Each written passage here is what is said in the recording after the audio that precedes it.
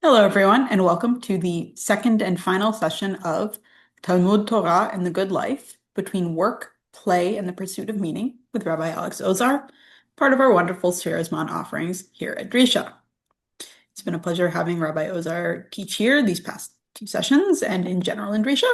He is the campus rabbi at the Slivka Center for Jewish Life at Yale University and the co-director of JLIC at Yale. He is a musmach of Yeshiva University and of Yale, and he's definitely taught at Dresden more than a few times.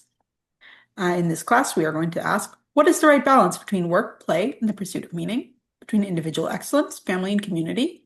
These questions are distinctly acute under contemporary economic and cultural conditions, and also ancient questions. In this two-part series, we will analyze the rabbinic construction of the mitzvah of Torah study as an effort to shape a wholesome and worthwhile human life in face of manifold pressures. Sources are going to get posted in chat in a few minutes once Rabbi Ozar gets things underway. And with that, I'm handing over the mic. Thank you so much, Kayla. Thank you so much as always to Drisha, and thank you so much for all of you for being here. I'm really excited to learn with you. Um, this is my present predicament is a very good embodiment or crystallization of the human condition overall. I've been trying to work through, and that my wife is currently in Washington, D.C. I'm here in New Haven, and my kids are upstairs, not quite asleep, while I'm trying to learn Torah. And we're going to get into the vagaries of such tensions in more depth today. Was entirely conceivable. If all we knew is that we had a mitzvah to learn Torah, as in fact we do. One could have interpreted that as simply a requirement for a rigoristic, ascetic, spiritual act of piety, where it was a ritual performance, something we're supposed to do in order to achieve some sort of reward or simply to fulfill our duty, but had no meaning beyond that. God could have commanded us to recite the alphabet back and forth, and there would be no content to it, but we'd be in fulfillment of a divine mandate. But I think it's clear, and I think we tried to spell out a little bit last time, that there's something much more ambitious going on. And there's a vision of the human psyche and spirit that's put forward in the mitzvah of Talmud Torah, and that it makes a vital contribution to our understanding in general as human beings, how we ought to live our lives well. I started trying to work through, in a very general way, a comparison with the way the ancient philosophers thought about these questions. There's also a very strong emphasis, obviously they're philosophers, on the intellect. So Socrates famously says that the unexamined life is not worth living. So if you're in a state of non-philosophy, you just go about your day and you don't stop to think and reflect and analyze and think of what are these concepts they use. I talk about justice, I talk about happiness, I talk about love, and I never ask what they really mean. Then it's as if it's nothing is really worthwhile. And to achieve worthwhileness, I need to take that time and the discipline and the work of actually doing that reflection and analysis. The vision of Talmud Torah, I think it's important to say beyond, I think you can argue about whether Socrates has the same kind of view. I actually think he might. Socrates does think that this kind of reflection is something that's universal. It should be democratic. And Socrates just goes out on the street and talks to people and tries to get them to think. To Rabbi Norman Lamb in the beginning of his dissertation, which got published as a book on Torah Lishma, which we'll talk about a little bit more, the idea of Torah for its own sake, makes the claim that in religious contexts, there's nothing like the mitzvah of Talmud Torah. He says there are other religions have practices of study and thought and contemplation, but it's generally restricted to an elite or solitary individuals. The idea that everyone an entire nation belonging to a religious group, millions of people, the idea that they would all have not only the opportunity, but the mandate to engage in high level, rigorous intellectual activity is a radical claim made by the Jewish tradition. And so we're going to spend the next 53 minutes spelling that out a little bit more. But one last piece from last time. So we looked at the story of Rabbi Shimon Bar Yochai and his son, which is perfect. Tonight is Lag BaOmer. Happy Lag BaOmer, everybody. Well, just about. It's almost dark. Um, and Rabbi has to flee on account of some bad or just dangerous political truths he utters about the Romans. Um, and as a result, he has to flee. First, he tries to hide in the Beit Midrash. His wife and he and his son and his wife brings him food. He realizes that's not a great idea. He may get caught. His wife may give them up. And so he goes to hide in a cave. And for 12 years in the cave, he and his son engage in constant contemplation and rigorous study of Torah. They have nothing else going on in their lives. They have no other responsibilities, no other terrestrial entanglements, just the two of them as a charuta learning and occasionally saying Shema or davening. Otherwise, their food is prepared for them supernaturally. They just learn. And then when they emerge, they see their fellow Jews who are running about their lives. They're just doing their things. They're going to work and they're planting and they're plowing the land and they're sowing and they're reaping and they're taking things to market and they're just doing normal human things, and they are enraged. They who've achieved this state of spiritual intellectual perfection, and they've been able to for themselves attain a grasp on what's real, what's truly transcendent, what really matters in life. And they see everyone else just going about regular human stuff, and they have this violent contempt, and everywhere they look is set on fire. As a real material expression, a violent expression of their judgment, which on one level is a true judgment. They're right. Everyone else is wasting their time on nothingness when they should be focused, like Rabbi Shimon Bar Yochai and his son were, on Talmud Torah. But then God gets very upset. They're like, guys, I did not let you out the cave to go around burning everything. That was not the idea. So they go back in and they try to calm down and regain their equilibrium, and start learning a Torah that will allow them to go back into the world. And so they do. Is a sub part of the story where Bar son still is causing a lot of violence. Bar says, no, we need to find a way to love these people. And then finally they see this man running before on Erev Shabbat with two myrtle branches. Where are you running? Why are you running around like crazy? You should be just focused on learning, on spiritual matters. When he says, well, they're for Shabbos.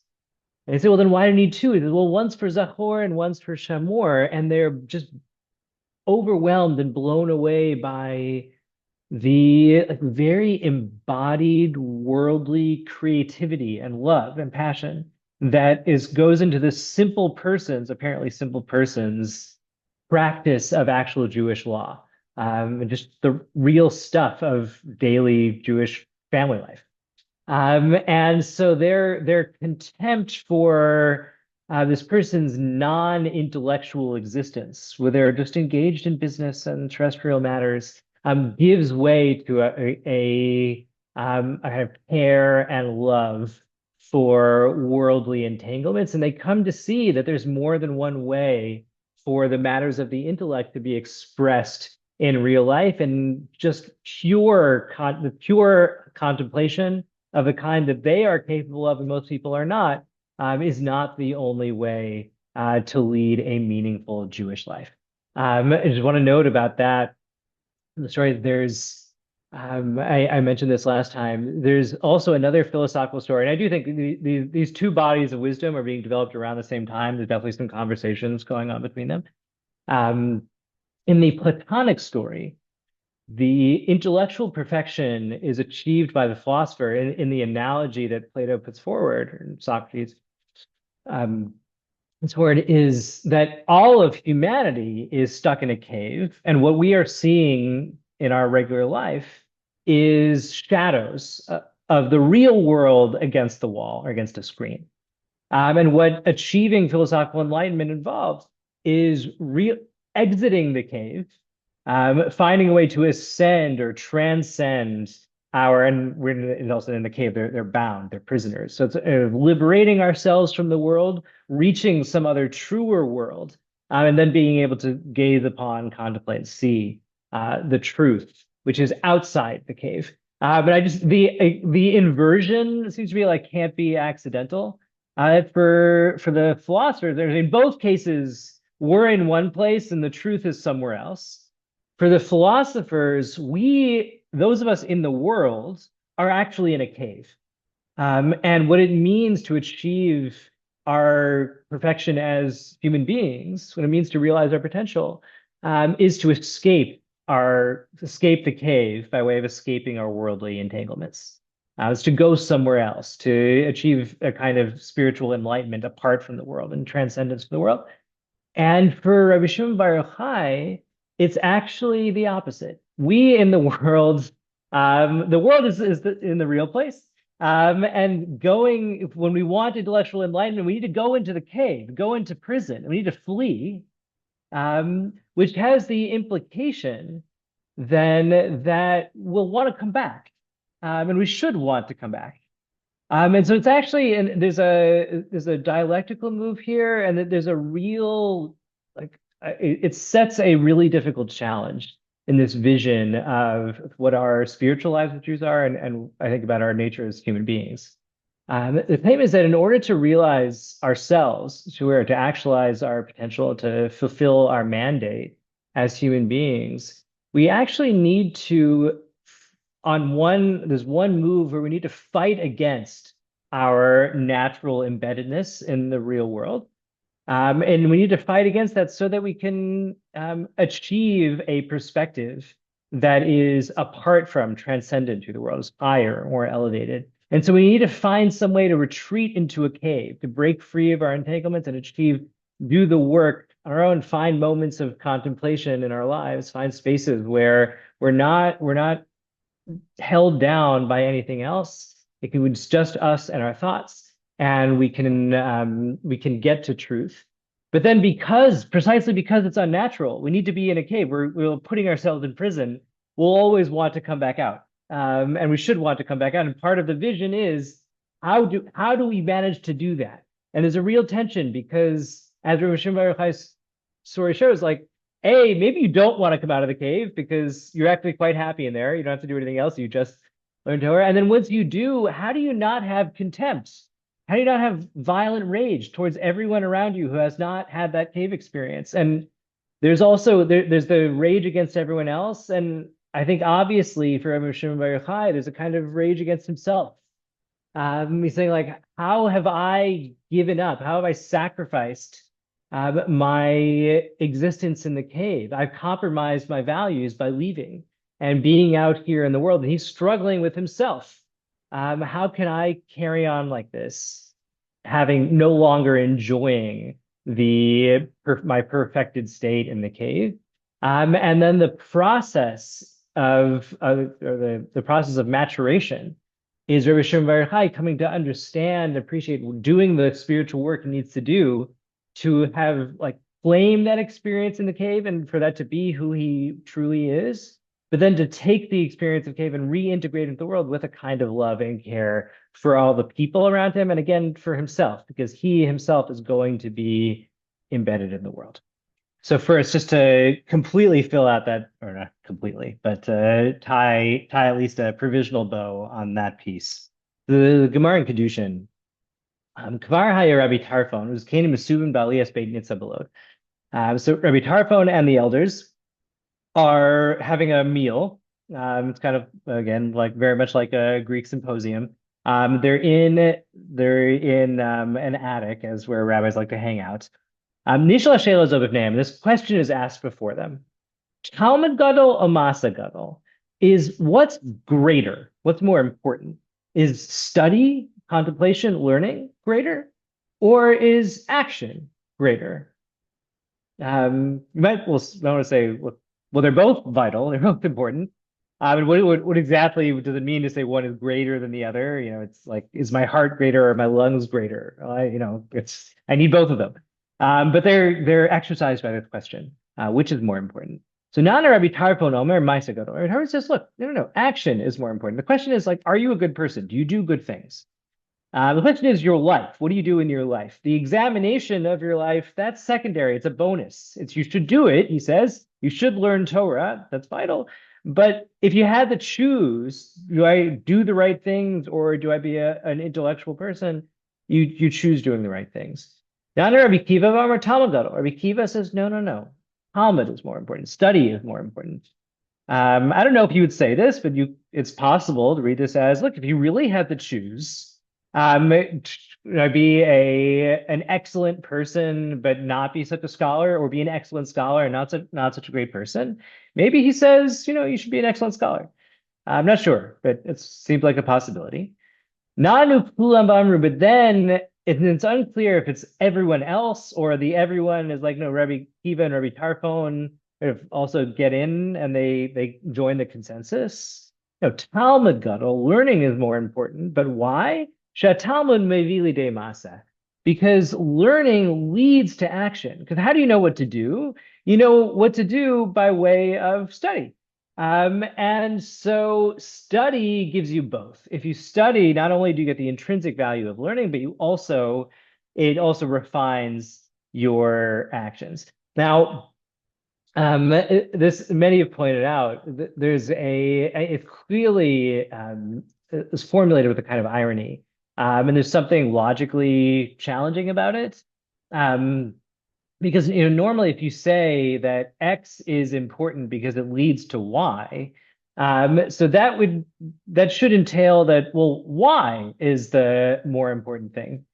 Right? If I say like I go for a run so that I'll be healthy, well, then the important thing is that I'm healthy, right? That's the greater thing, is my health. The running is just a means to get there. So if this is saying that the study is important because it leads to action, that seems to imply that action is more important. So there's a kind of deliberate paradox that's formulated here. I think a couple things to say about this. One is that, obviously Talmud study is important in itself. The question is how to think about the conflict. And the claim is that not that Talmud necessarily leads to Maisa. It's possible one could learn and then not act at all. They could totally withdraw from the world and certainly may not translate into good behavior. But the question is, what kind of Talmud is valuable? It's the kind that does lead to action. So insofar as you do your study in such a way as to lead you to be able to be better in the world, where Rabbi Shimon Bar Yochai gets to eventually after the end of his journey, where he's able to not just learn, but learn in a way that can translate into being in the world and having real relationships and being in community.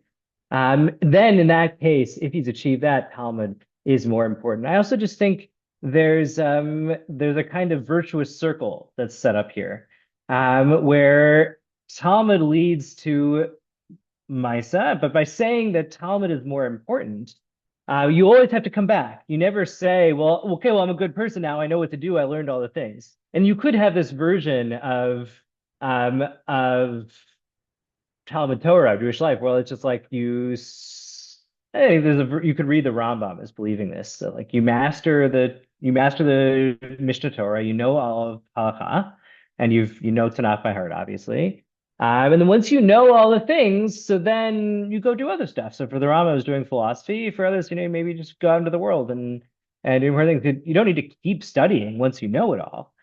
And I think this points us in the other direction, that because by saying that Talmud is important because it leads to Maisa, so you need to keep acting, you need to keep doing things in the world. But also we say Talmud Gadol. Talmud is greater, so that you always have to go back and study because you're never done. It's always the more important thing, and your action also needs to be pointing towards study. You need to live your life such that you have opportunities for analysis, contemplation, and study, and the work of Talmud Torah, setting up a kind of virtuous circle of the kind we're discussing. Okay, the next piece. What exactly is it that is so vital, important, helpful, and constructive about the ideal of Talmud Torah? And if we're making this claim, again, it's not just that it's a virtuous ritual performance, but there's something about the Talmud Torah as an intellectual activity, as a both an example and mode of intellectual reflection that is valuable in itself and valuable for human beings. There's something that all human beings can learn from, and we Jews can learn how to do Talmud Torah, train ourselves to do it in a way that better fulfills ourselves as reflective human beings. So I'm trying to make sense of, spell out at least one aspect of what it is about intellectual activity, or the kind of intellectual activity that Talmud Torah is, that makes it virtuous. And again, obviously, like there's a kind of like computational cognition.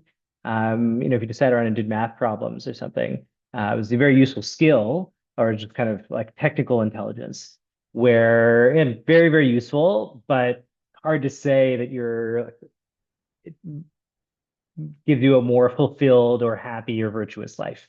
And you can think of other examples of arid or inert intellectual activity that, again, that don't lead to practice, that don't lead to the richness of being a better person in any way, or that actually lead you to being a worse person, actually lead you to being detached and cruel. And we're not going to want to say those forms of intellectual activity are virtuous in the same way. So I'm going to try to understand what the ethic of Talmud Torah is. And I'm going to isolate one strand. And I want to make the case, even though, as I said last time, I think our contemporary moment, in our contemporary condition, we're dealing with a particularly acute version of this condition, where there are so many impossible claims on our time, and particularly the economic logic under which we labor in the 21st century is one that claims all of us all the time. Every minute of every day is in principle a moment we could be using to market ourselves as a commodity. And so then everything falls into that vortex of, how do I get my next job? How do I keep the job that I have? And how do I get more stuff? And that logic is relentless. But that's always been the case. People have always needed to eat. People have always needed to make money. And that's always, in principle, been infinite, and has always, in principle, threatened to swallow all other realms of meaning. And I think Talmud Torah is in itself, first, a just powerful protest against that logic. But it's not just a protest. I think Chazal were thinking in really ambitious and sensitive ways. So I'm just going to show you some very simple examples, but I think they're very deep. Thinking how to make this possible for an actual human being under actual circumstances. So here's what I mean. The ideal of studying Torah is not just to become an expert, not just to become a scholar. It is possible, as robustly possible in Chazal's view, to become the greatest scholar in the world and be a terrible person, be vicious.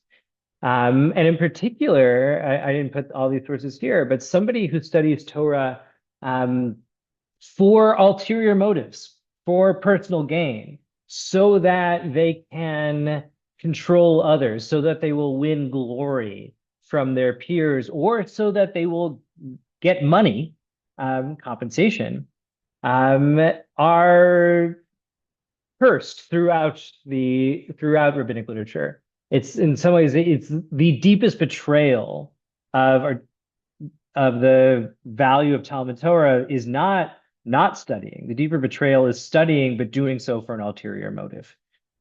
Lezer Bar Tzadok Omer is the Nidarim Samach Bet. Asay Dvarim L'Shem Pa'alam. It says you should do things in general for the sake of the one who made them, God. So most mitzvot you should do for God's sake. V'daber behem lishmam, but you should speak of the words of Torah lishmam, for their sake, it sounds like. So there's an old debate about exactly what Torah lishmam means. So you could say Torah lishmam means for Hashem's sake. You could say it means for the sake of achieving dveikut with Hashem. And so when I sit down to learn, I should be thinking, how do I get close to God? So this was a popular Hasidic view. Um, the Nefesh HaChaim famously argues that no, what Talmud Torah has actually nothing to do with God. That's maybe you focus for a minute on before you start learning about how you hope this will lead you to connection with God, but it has nothing to do with God, nothing to do with religious experience. Our focus on Talmud Torah, the Lishma aspect, is just for the sake of Torah, for its sake. You study Torah for Torah's sake. There's a purity of focus where the object of study matters intrinsically. And this, I think, is the fundamental point. We're going to dig a little deeper. But I think it's actually it's a deep and radical and powerful claim made by Jewish tradition, that we should have one activity, at least one activity in our lives that we pursue, that we value just because it is what it is. Not because we're trying to get something else out of it, not because of any extrinsic motive, but just because that thing matters. And the candidate for that's put forward is the study of Torah, this intellectual study of divine law. That just matters. It doesn't even matter because you'll get close to God. That's a happy side effect. Hopefully that works out. And it's a mitzvah, it's fulfilled. But you shouldn't be thinking about that either. What you should be thinking about is just that Torah matters, intellectual pursuit matters. And then we're going to start to think through what does that introduce into my life where I'm being pulled in so many different directions that I'm constantly having to focus on how I accumulate, how I get the things, and how I achieve just basic security under economic conditions, where everything is instrumental towards those ends, to introduce something into my life that just matters for no other reason than it being itself.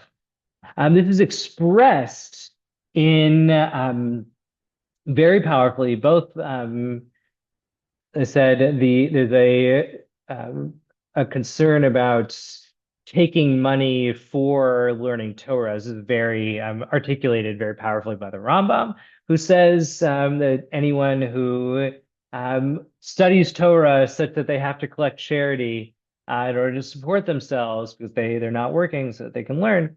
It says it's a terrible, terrible thing to do. It's extremely upset that there are people doing it. There's also much more directly, just also directly in the Torah, a prohibition on the books to take money for the teaching of Torah. So I put here also, again, just to continue our ongoing dialogue with the philosophers. The philosophers also, or at least Socrates, also has a kind of like really potent and like caustic relationship with these people called the sophists. So the people used to go around and they charged money to teach virtue and teach philosophy, which, like going to school, you pay the money and they teach you stuff. And Socrates thought this was just terrible and comical. He just thought it was ridiculous, the idea that you would pay somebody or that you could pay somebody, the idea that virtue and knowledge was something you could buy, or wisdom was something you could buy. And so Socrates, in his apology, he's talking about his before he gets put to death. So as little foundation is there for the report that I am a teacher and take money.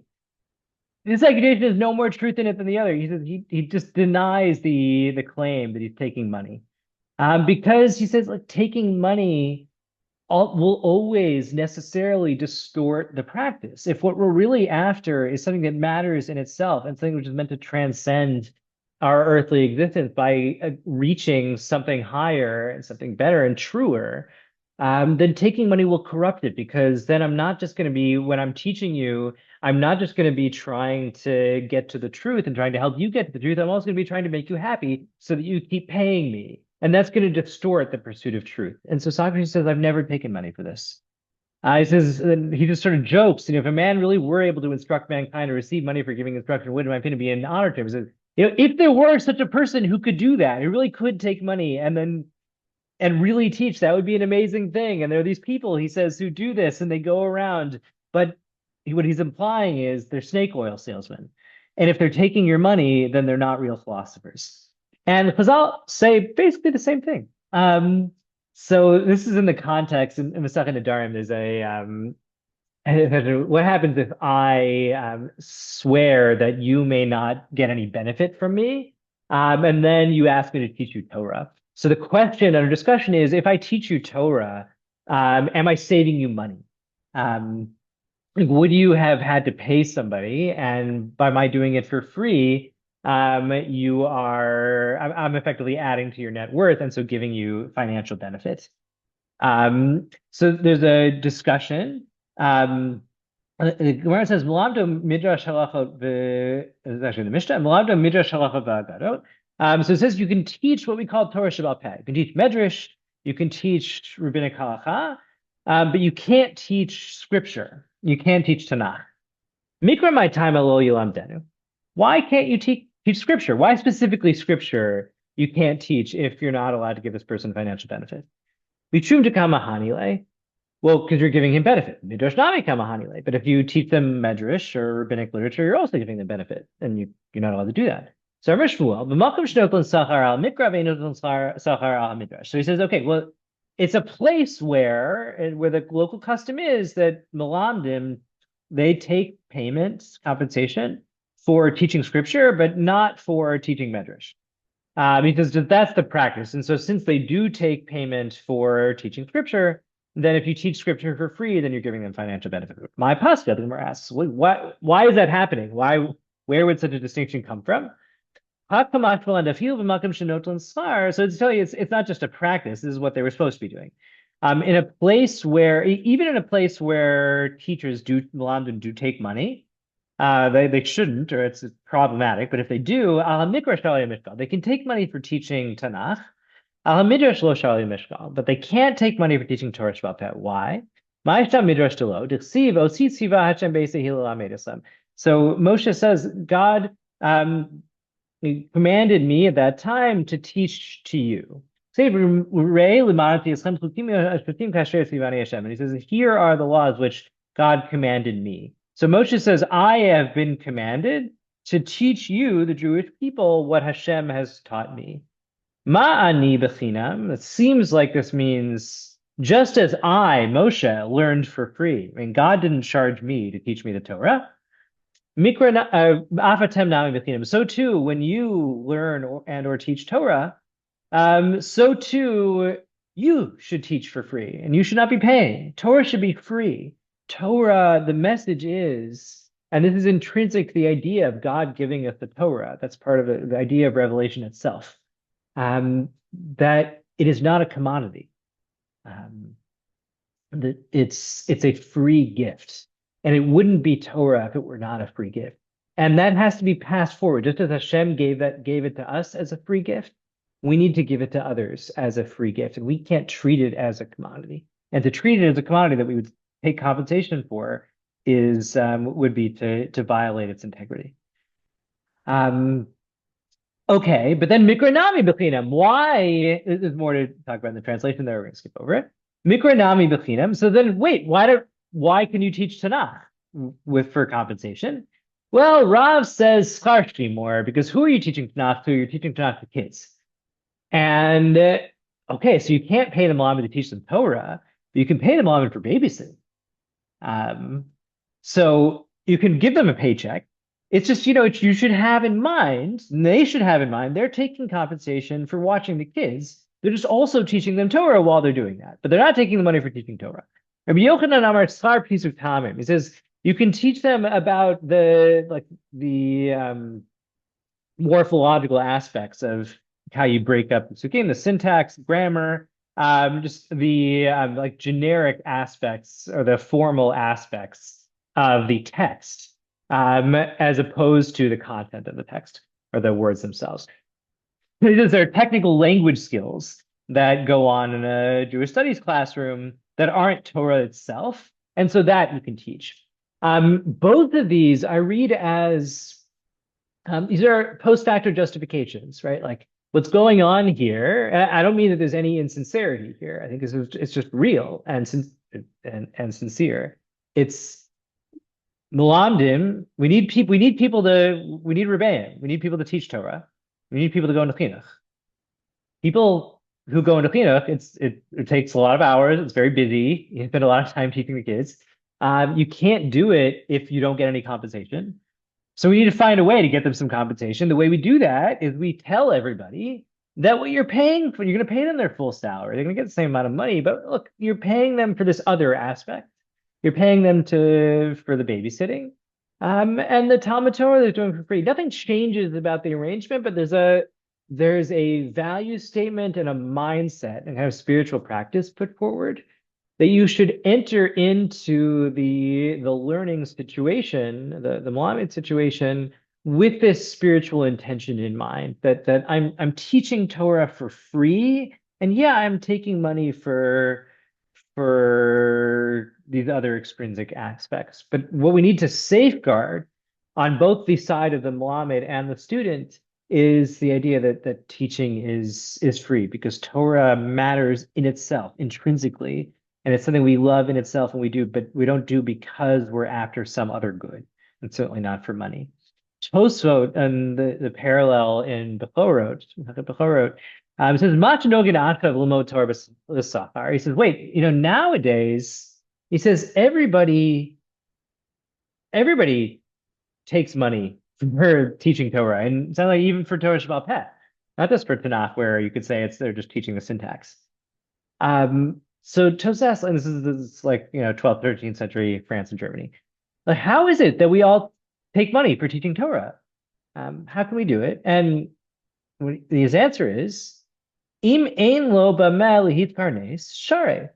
If the person has no other way to make a living, meaning, and again, like I don't think it means that they're not qualified for any other profession. They have no other way to make money, and that's why they went into teaching. It means no, if they're going to be a good teacher, they need to be focused on that, and we don't want them having to make money some other way. And they don't have some easy way to do that. They can't just be like a day trader for an hour a day. I've had Rabbi who've done that in the past, but not everybody can pull that off. So, if the person needs to, we need them to be teachers. They need to take money. So then, yeah, you have to allow it because again, like just necessity. People need to make a living. And even if he does have another source of income, if it is money that he's being paid for not doing the other job. So like what we're paying you for is not for teaching, we're paying you for not going to your accounting gig. Then it's okay. We're not going to read the rest of it. But again, there's this like back and forth dynamic and a kind of ethic that's put forward where the step one is Torah must be pursued for Torah's sake. Torah can't be what it needs to be in our life. It can't be truly divine, and it can't lead us to our fulfillment of who we are as human beings if it is treated as a commodity and if it's distorted as a part of is distorted by market dynamics. Because as Socrates also noted, once money and profit motive enters into the equation, everything gets distorted, and you don't have this purity of it being truly divine as a gift, and where it really matters to me what's true, as opposed to what will make me or others happy. And so that's step one. Step two is, okay, but I need to eat. I need to feed my family. So you could imagine another religion that says, too bad, you just have to do it. And and that would be Rabbi Shimon Bar Yochai, like, nope, you just got to stay in the cave, something like that. And what we get instead is, no, you you're going to take some money because you have to. You need to get some compensation. You need to eat. And you're going to find some way to articulate to yourself and to others and to really mean it that you are taking the money for some other thing. And you're going to separate these things in your mind and heart. The Torah is pure, these other things for money. It's not going to quite work. They're always going to be entangled. But you're going to engage in this practice of trying desperately to hold them apart so that you can have that sphere of pure intention and devotion to reason. And it will show up, it'll have some real world effect. So you will know it's at least somewhat sincere because, as Tosaf points out, you're going to be paid less than you would be for doing some other job, which I can, some experience, it's true. The last piece on this, I just wanted to read a passage from Rabbi Yitzhak Hutner, who,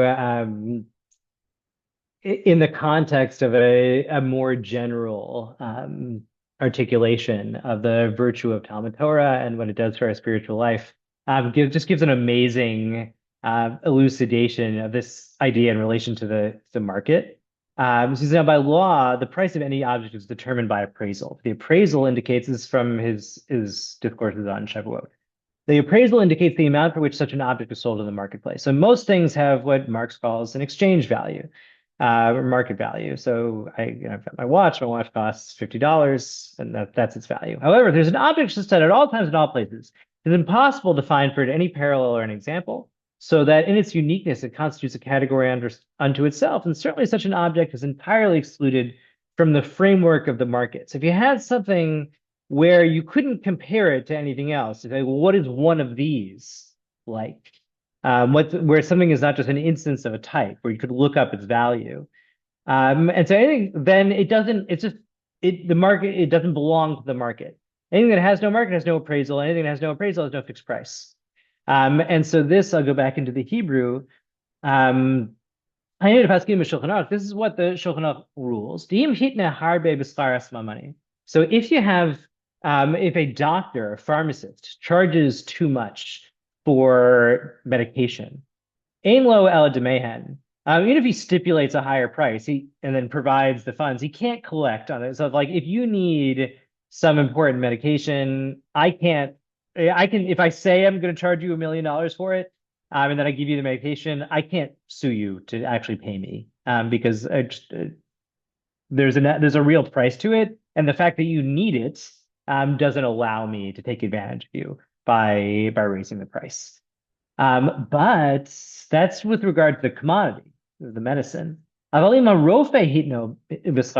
the doctor, in exchange for the doctor's guidance, charges way too much. They charge a crazy fee.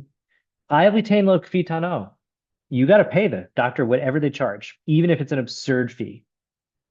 Because what was the commodity that the doctor sold? It's their wisdom. And wisdom has no value, not in the sense that it's worthless, but in the sense that it's not something that you can get an appraisal for on the market, because there's nothing else it can be compared to. And what he means is that each of our respective intellects, my intellect, your intellect, and everyone else's intellect, it's ours. It's our intellect. The mine is Alex Ozar's. It's my mind. It's not yours. And yours is yours and not mine.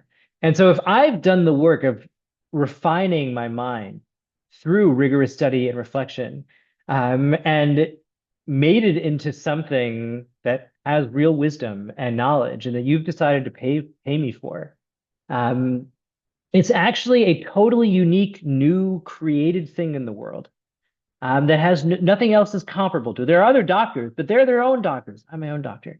And we have this sense, right? I'm not just an instance of the species human being. I'm Alex, and you're all who you are, as those individuals. No one else is quite like you.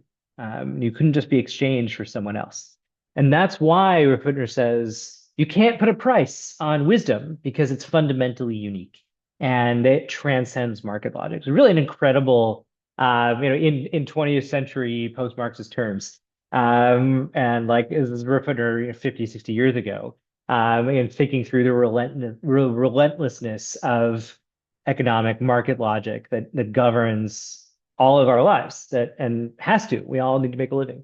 And he's talking to himself and he's talking to his Talmudim, and he says, how do we lead a life of meaning and value and Jewish purpose under those conditions? And he says what we need is to find a way to stay focused on this one thing in our lives that we do purely lishma. It's just for its own sake. It's intrinsic. It just matters, and it matters because it's who we are uniquely. It's that part of ourselves which no one else can be, and that is our minds in their achieved perfection. And if we focus on that, then we have found a way to get a foothold in real transcendence, in something outside the flow of the world.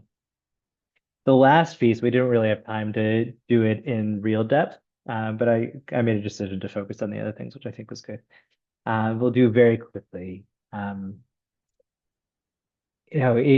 Talmud Torah for Chazal, again, is not just an intellectual thing, but it's certainly not just computational intelligence or technical intelligence. Talmud Torah is a matter of love. There's an erotic quality to learning, and for Chazal, it is meant to and does compete with our other loves in life. It's a full embodied erotic commitment, and that has implications. So I gave you the philosophers say the same thing. Socrates, others, talks very openly about how he neglects his wife, Xantippe, and his children. And he just doesn't care because he's focused on ideas and truth and going out and having conversations. And he doesn't get that at home with his wife, so he neglects her. And that's a part of the philosophical ethic. And for Chazal, what I want to say, we'll look at it very briefly. They are confronting the same fundamental challenge. They understand and want us to understand why Socrates is pulled away from his family. There's actually something vital about that, and we would be missing what Talmud Torah is and what it's supposed to be, what it's supposed to do for us, if it were not in real tension with our other worldly loves. But then they're going to say we shouldn't leave it there, and we should not be like Socrates, who leaves behind his wife. But first of all, we're going to skip some of this. The Gemara tells a story of Ben Azai. So Ben Azai says that somebody who is in the context of a broader elaboration of the mitzvah to procreate, it's incumbent upon at least Jewish males to have children, and so you need to marry in order to have children. You need to have a family life, and this is central to what Judaism is about in so many ways. And Ben Azai says that, Ben Azai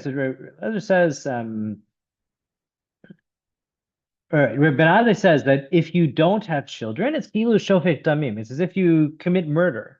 And you are, because every human being is created in the image of God. If you don't have children, then you are lessening the image of God in the world. So Ben Azai says if you don't marry, you don't have children, you are committing murder, and it's an act of violence against God.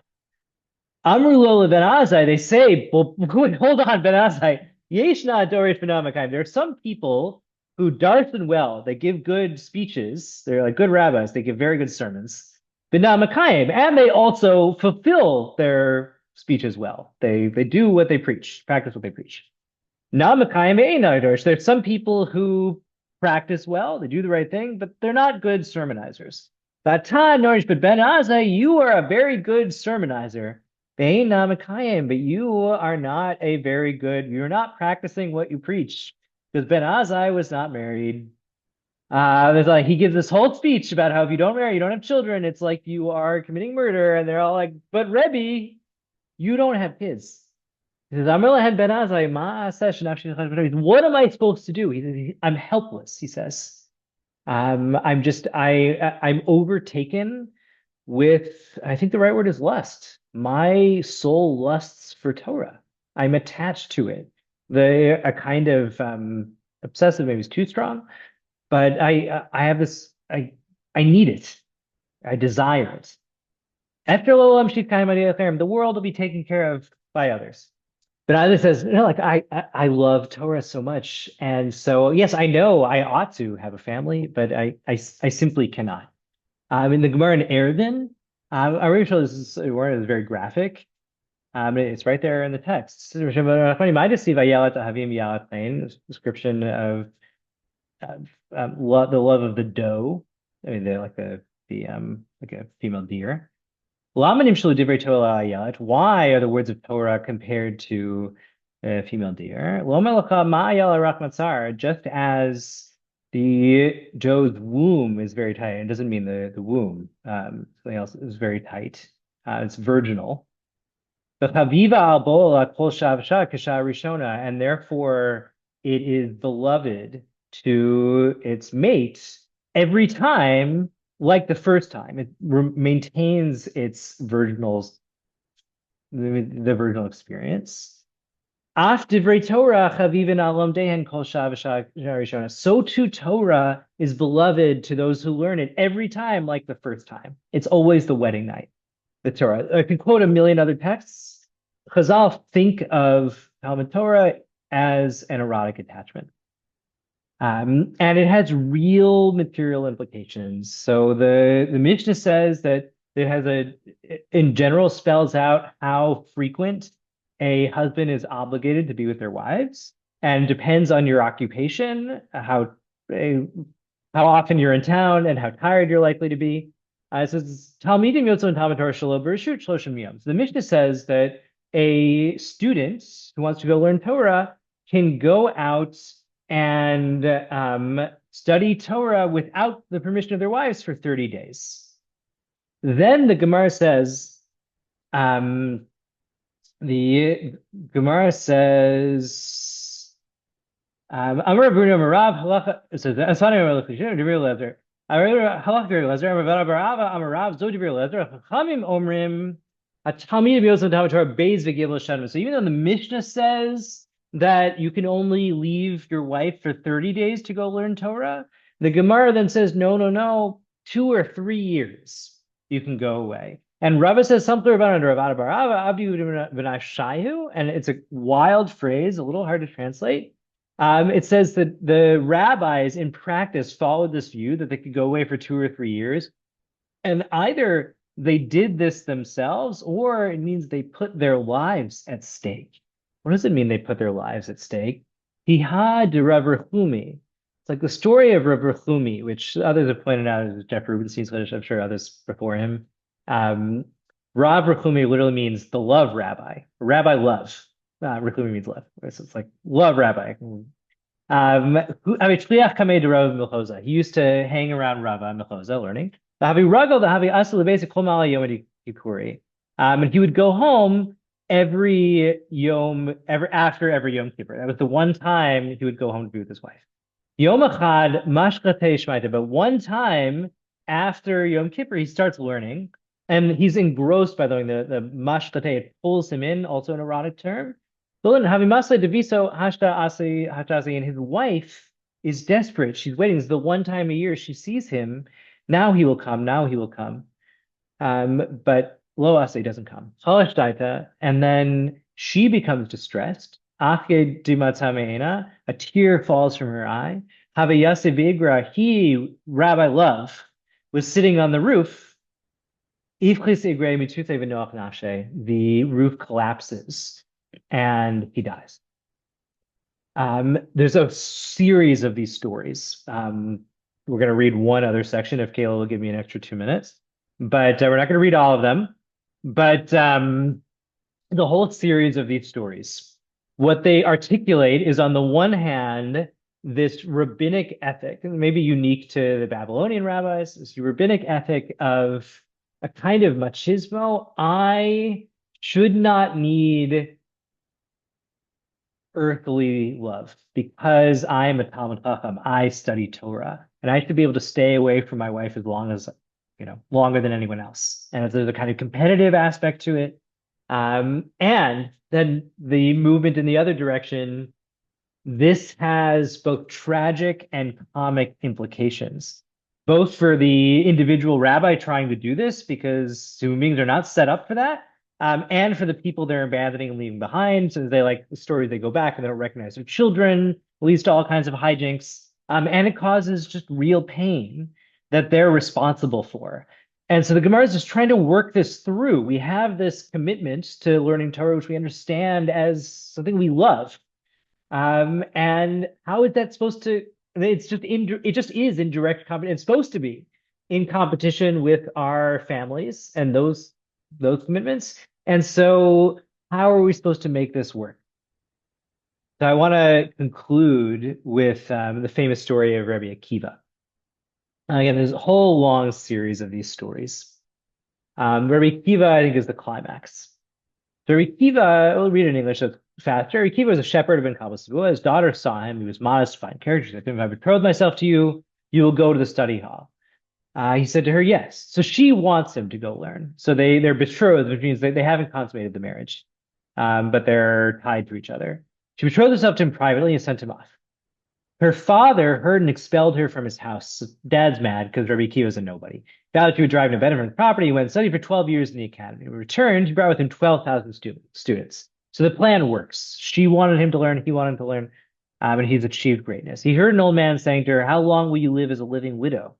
Somebody says to her, like, you're alone. What have you given up for this? So she said to him, he would listen to me. And Rabbi Akiva he hasn't seen her. He hasn't spoken to her. He's outside. But he overhears her saying, if Akiva would listen to me, he would sit another 12 years. He says, I want him to learn. Said, I'm acting with her permission. Because I have her permission. She wants me to be learning. He doesn't even check in. He doesn't say hi. He goes back and learns for another 12 years. When he returns, now he has 24,000 students. His wife hears and goes out to greet him. The neighbors say, borrow clothes and dress yourself, because she's been neglected. She doesn't have any money. She said to them, a righteous man knows the soul of his animal, which is a piercing statement, because she knows, based on what she wanted, she's been treated as an animal. She's just a part of furniture in the background, but she's not been treated as a person. It's really not as an object of love. And she, a part of her, wants Rabbi Akiva to see her in her state. She's not going to make herself look beautiful for him, because that's not what the arrangement has been. When she reached him, she fell on her face and kissed his feet with pure devotion. His attendants tried to push her away, like, who is this crazy woman? He said to them, leave her. What is mine is mine, and what is yours is yours. Or sorry, and what is yours is hers. Sorry. What is mine and what is yours, shali v'shalach shalah. Everything we have, all of the Torah I've learned, and all the Torah I've taught to all of the 24,000 you, and the community we've created among these 24,000, bad things happen to them eventually. But what we have, this greatness we've achieved, all is on her account. She gets the credit for it. It's because of her selflessness, her devotion, and her willingness to sacrifice worldly love that we've been able to achieve everything that we have. We've been able to achieve the fullness of the vocation of Talmud Torah. There's something shocking about the story, where the kind of pure idealization of a woman who's willing to completely sacrifice any kind of family life for 24 years. Her husband is obviously not real. Nobody would ever do that. Or maybe there was one saint who did it once, but not a real thing, nothing we're ever likely to encounter in life. So to take this as an ethic, it might actually be subversive. You'd say, if I have a spouse who's like that, then I can do this. But if I don't have a spouse like that, which is everybody, then I need to find some way to actually show up for my family. But I want to say something else. And this is a little bit of a plug for Drisha itself, or at least for mission of women's high level women's Jewish learning. There's a version of this, or part of what's exemplified in the story is a vision of two people, Rabbi Akiva and the Rabbi Kabbalah, who are in love, and because they are in love, they are completely in sync and on the same page with a mutual commitment to sacrifice for some transcendent thing. Neither of them get erotic fulfillment through each other so that Rabbi Akiva can do what he does. But in this version of the story, and there's something, so that in itself is like part of the question is, if we're going to be pulled away, if we want to be pursuing Talmud Torah, that's going to pull us away or other attachments, how can we make sure that it's on the basis of real mutual understanding and commitment and devotion and love, and make sure that it's really reciprocal. But that's the last piece. You could imagine the same story where Rabbi Akiva is not the only one learning. What if she was learning too? What if both spouses had the same devotion to the their realization of their potential as human beings through the intellectual pursuit of Talmud Torah? And what if they both made this commitment to each other that we're going to find ways to shape our lives together and raise our family and make a living. And we're going to find ways to make sure we are each sacrificing so that the other can have the space and time and mental and spiritual capaciousness to be able to focus on the transcendent pursuit of knowledge. If they were able to do that, they were able to respect that need on both sides, and they were actually actively support. And I want you to have that space. That I think is the fullest picture we would get, Chazal, of what they see as the ideal of human life and practice, where we are in like human family life really can be all consuming in ways that close off any possibility of transcendence. It's possible we can be totally swallowed by it. And it is, in fact, vital that we each as individuals find ways to sustain a focus on intellectual transcendence and those pursuits, and the idea that there's just something that just matters in itself, not for anything else. It's just because of who I am and who God is and the kind of relationship that I want to have with myself and with God. Independent even in principle of my family. But then also I have a family and I love them. And the question is, can I weave that love I have for something which transcends all of it into my world of worldly attachments, such that they each leads into the other? I'm a better family person, I'm a better father and mother because I study Torah, and I study Torah better because of this. And I find ways to shape the way I do Talmud Torah such that it supports my work, my family, and I find ways to support do my family stuff so to chase the world of Talmud Torah. And most pointedly, those people that who have to sacrifice so that I have the time and space for Talmud Torah, that it is on the basis of real love and mutuality and care. And so I'm giving them that same space. They're also able to sustain a real focus on something beyond just the terrestrial aspects of our family. They're also able to sustain a focus on transcendence. And we as a family, all of us, parents and children, are all mutually and in coordination and through reciprocal gift, are able to order our lives towards the pursuit of real intrinsic value as exemplified through Talmud Torah. Thank you all so much. I know I went a little over. If people do want to chat a little bit, I'm happy to. I'm also happy to connect some other time. But thank you to Drisha. Thank you to Kayla. And Right. Yeah. And to everyone who joined, it was a pleasure learning with you. Thank you, Rabbi Ozar, for this two-part series. There are a few more Spherosmon classes coming up. Wrapping up this week is Tech Revolutions and Rabbinic Responses from Gutenberg to Edison with Rabbi Sarah Wilkenfeld. You can catch the last session Wednesday night at 8 p.m. this week. And there are a few more one-off classes that will be starting up. You can find out about these and more at drisha.org/classes. Good night, everyone. night, everybody. Thank you. Good night.